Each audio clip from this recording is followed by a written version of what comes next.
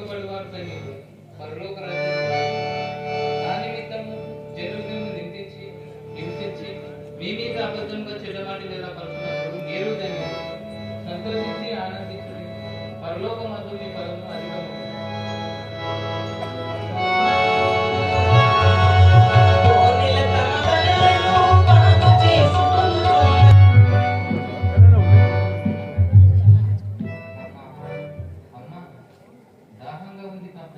అలాగైతే నేను దాహం కొనకుండా ఉండే ఆ దేవుని మాటలు నాకు చెప్పగలవా?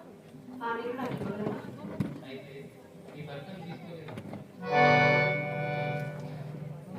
అయ్యా, నాకు భక్తి లేదు.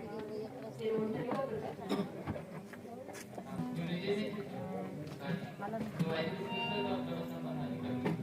అయ్యా